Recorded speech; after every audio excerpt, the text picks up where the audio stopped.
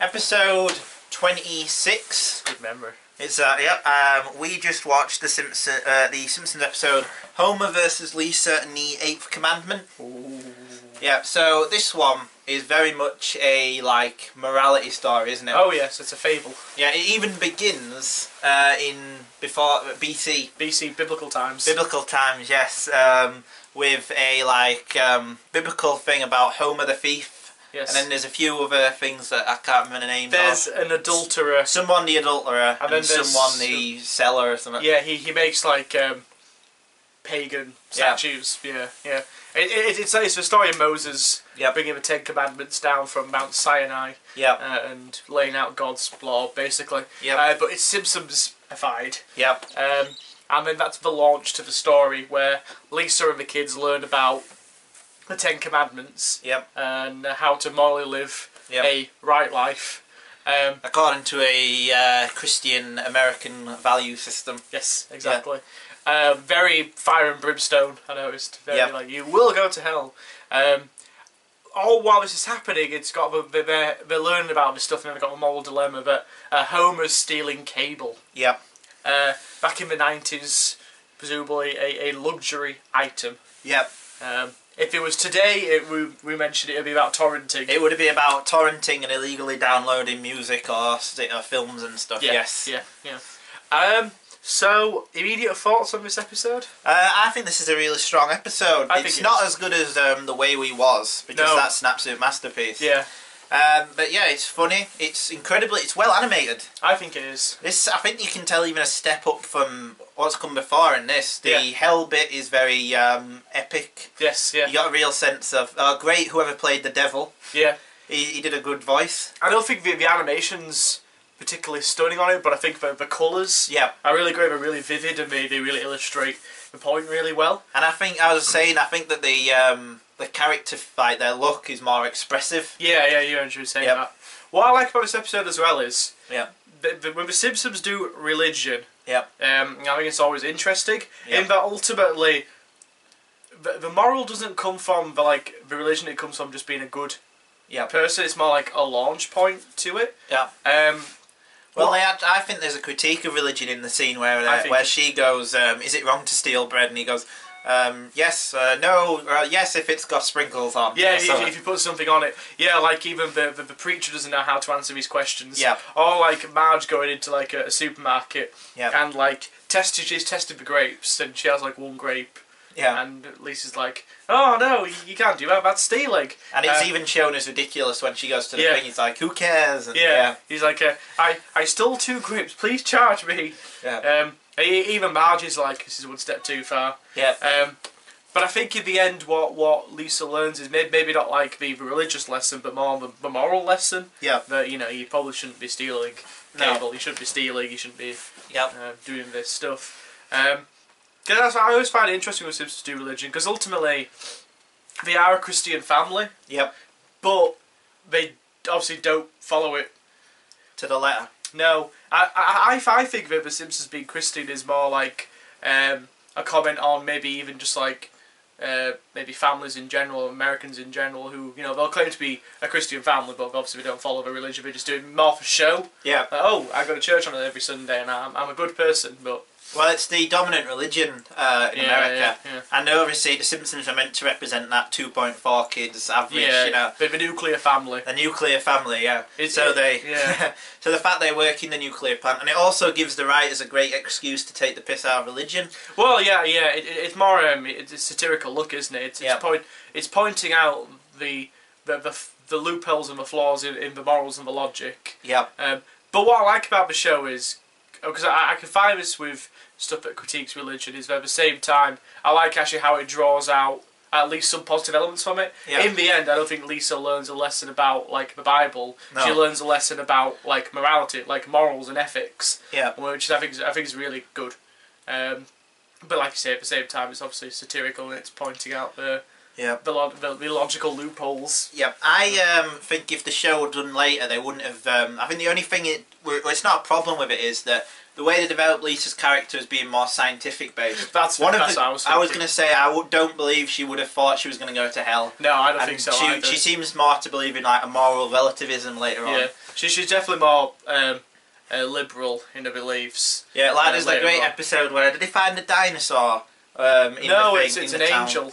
That's it, and everyone thinks it's an angel, and she knows it's ridiculous. And but yeah, she's more liberal and sort of atheist, free thinking, and she believes in science and art. And they should have made Marge the centre of it, and they could have done it again about their marriage again. But it's small. It's not really a problem. It's just something I don't to do later on. Yeah, that's the thing. It's they've not.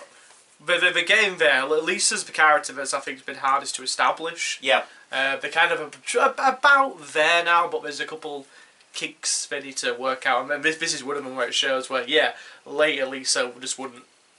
Yeah. She wouldn't necessarily believe in hell. I think maybe she'd object to Homer stealing cable. I think she'd object to it, on a realistic level that it's stealing and it's stealing, taking money away from cable and exactly, and taken away from the same way people torrenting is taken away from people from artists. She'd probably object to that kind of level. Maybe even if it was modern day Simpsons, maybe Lisa would know like a modern day hip indie band and that music's been taken, Lisa. We're living homeless. Yeah, I can see it now. I know, sort of like Arcade Fire. I don't know. I can see the episode. I use like trash cans as like for instruments and stuff. Yep. In fact, there is even an episode that I saw where Homer steals a fox. Right, this is like the season before the one that's on now. Homer steals one of the Fox new big blockbusters. And plays it against his house on a screen. Really? And it's basically this episode without all the Christian stuff. Yeah. It's a big debate about whether it's right or wrong what he's doing and stuff. It's actually it's probably one of the better recent episodes to do because they come on the side that it is wrong, but the cinema going experience should improve rather than like yeah.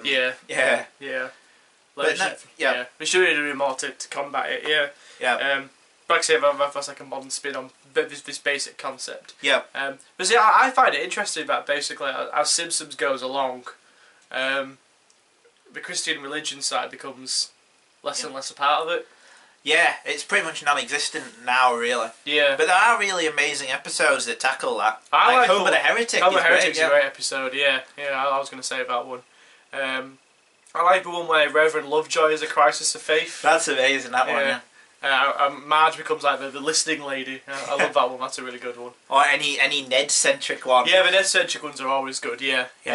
That's the thing with Simpsons, it's holding up light to modern day and, looking at both sides of the argument. It's not like a Family Guy where it's kind of like... You ever see the episode where Family Guy tries to talk about, like, sex change or, like... No. Abortion? I haven't watched Family Guy for years. Oh, God. They're horrible.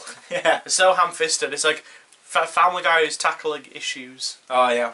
It's like, oh dear. Oh, no. It doesn't work. No. Seth MacFarlane, think about it, Seth MacFarlane wants to talk to you about abortions. It's like Twilight wanted to talk about abortions. Yep. But whatever. Just does not work. No. But Lisa versus Homer and the 8th Commandment. I don't actually think it's called that. I think it's called Homer versus Lisa and the 8th Commandment. I think it's just called Homer versus the 8th Commandment. Oh, okay. Yeah. But yeah, it's broadening the scope a bit as well. Yeah. They would often do like opening is something else. Like the brilliant one where they parody 2001's coming up. Oh yes, I love that, Yeah, that one, or like there are even ones where they go back to biblical times again. Yeah. So we can see it, this is pretty much a standard in terms of pacing, a sort of Simpsons one really. Really, yeah. It's getting more ambitious in terms of the storytelling and finding ways of telling the story through more inventive means, like the Lisa of Hell sequence or the opening where it establishes the theme. Establishes the morals of it all, and also how right from the start it's morally kind of up and down. And the voice acting I think in this episode is great. Dan Castellaneta is great in it. Yeah. And what I like in all is that they paint Homer more as naive and stupid at the beginning. He learns as he goes along how wrong it is. Yeah. But at the beginning, it's not like stealing cable because he's evil. He's doing it because he's stupid and is brought in by the leaflet. Yes. Now, I think 90% of the jokes land. Yeah. The 10% is more like that weird sequence of Mr. Burns. Yes, there's a sequence where Mr. Burns says that he wants to be with the people to watch the game. And it doesn't really work. And you quite rightly said, well, Mr. Burns is rich. Yeah. Why can't he afford cable? And Smithers says it. Smithers is like, oh, sir, why? You're rich. Yeah. Why can't you just pay to watch the fight? And it's like, oh, Smithers, this is the one time where I want to be around the sights and the people, and yes, even the smells of the common people. And we were like, bullshit. Yeah.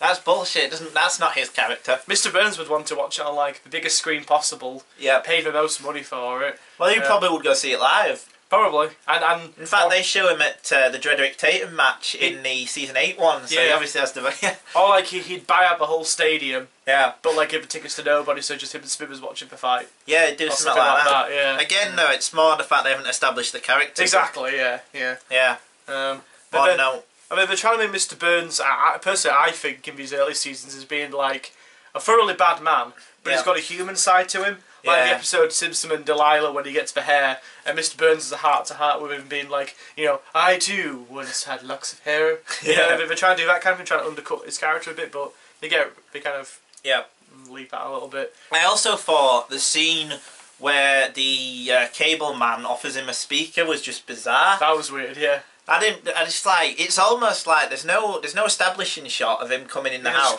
He's just there. Yeah. The opposite, and then he goes, "Is your neighbour home?" And he goes, "No," and he goes, "Even better." It's like a cartoon mustache twirling villain.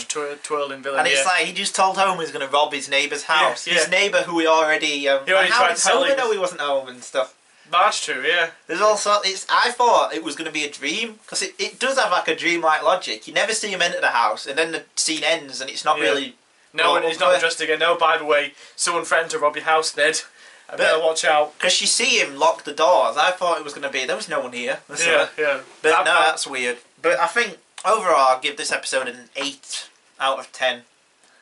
I want to give it a 7. Actually, yeah, 7. A high 7. High 7, low 8 kind of thing. Yeah. I'd give it a 7 personally. Yeah. I think the episode's a very good standard episode of The Simpsons. It manages to... I don't think it's the best look at the model of again because we're comparing it to later stuff. It's hard to do it just by itself. I think it does well enough with just exploring its themes and its ideas, and most of the jokes land. Yeah. I just maybe don't think there's quite enough to sustain. Yep. Like 22 minutes. Yeah. I think that's the problem. Is that we're trying to as I said, it's filler, innit? Like they could have easily cut out that bit where he walks in the house and it doesn't really work. But yeah. Or like obviously like it's spoofing shows from back in the 90s. Yeah. But obviously I don't know. I think they're trying to spread it out. The concept's not... There are, a lot of cutaway gags to the TV. Yeah. It's lucky that most of them land, and they've got the brilliant Troy McClure. Oh, yeah. That works. That works, yeah.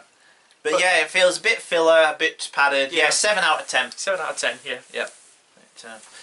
Off and back on. So, yeah, I was thinking...